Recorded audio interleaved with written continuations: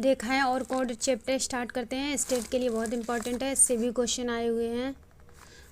तो इसमें पहला है हेडिंग रेखा। रेखा क्या होता है बताइए।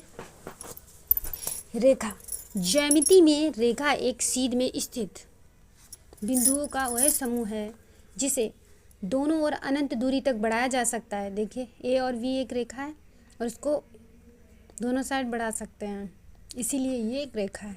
अब रेखाखंड क्या होता है? लाइन सेगमेंट एक रेखा वह भाग है जिसके दो अंत बिंदु हुए रेखाखंड कहलाते हैं, अर्थात रेखा के किसी सीमित भाग को रेखाखंड कहते हैं। ठीक है, उसमें निश्चित लंबाई दी होती है रेखाखंड में। ठीक है, नेक्स्ट देखिए किरण। किरण क्या होता है बताइए।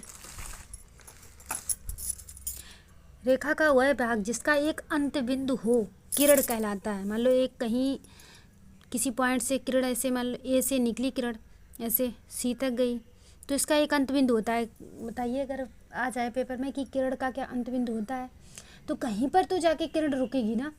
अगर सूर्य की किरणें पृथ्वी तक आती है ना तो पृथ्वी तक आती है, पृथ्वी उसका क्या है? एंड पॉइंट है ना।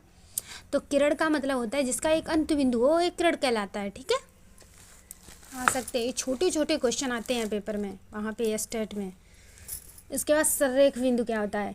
यदि 3 या 3 से अधिक बिंदु एक ही रेखा पर स्थित हों तो वे सररेख बिंदु कहलाते हैं, अंततः वे अशरेख बिंदु कहलाते हैं। अशरेख बिंदु क्या कहलाते हैं? देखो सररेख बिंदु जैसे एक ही लाइन खींची है, उस एक लाइन पे एक से अधिक बिंदु हैं ए बी सी, तो ये सररेख लाइन होगी। लेकिन जैसे ये एक अलग पॉइंट डी है तो ये अशरेख बिंदु हो गया, जैसे इस लाइन पे ना होके कहीं अलग हो।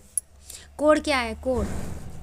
कोण दो अशरेख किरणें जिनका प्रारंभिक बिंदु वहनिष्ठ होता है। भाई अशरेख मतलब एक अलग कहीं पॉइंट होता है और एक रेखा होती है, उसको मिला दो तो ये कोण बन जाता है।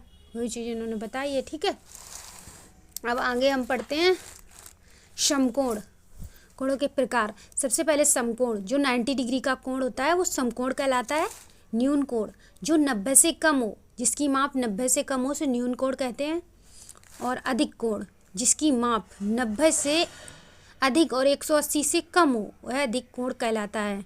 ऋजु कोण, ये भी क्वेश्चन आया हुआ है पेपर में कि ऋजु कोण या सरल कोण का कितने उसकी माप क्या होती है, उसका माप पूछिए तो 180 होता है। तो ऋजु कोण या सरल कोण कुछ भी बोल सकता है, ऋजु कोण अथवा सरल कोण कहलाता है। दो विपरीत किरणों के द्वारा शीर्ष पर बना कोण ऋजु कोण कहलाता है। ठीक है,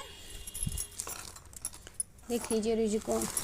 इसके बाद आइए बृहद कोण और प्रतिवर्ती कोण क्या होता है। बृहद कोण जो 180 से अधिक परंतु 360 से कम होता है वो बृहद कोण कहलाता है। संपूर्ण कोण जो पूरा हो, संपूर्ण ये 360 डिग्री का होता है,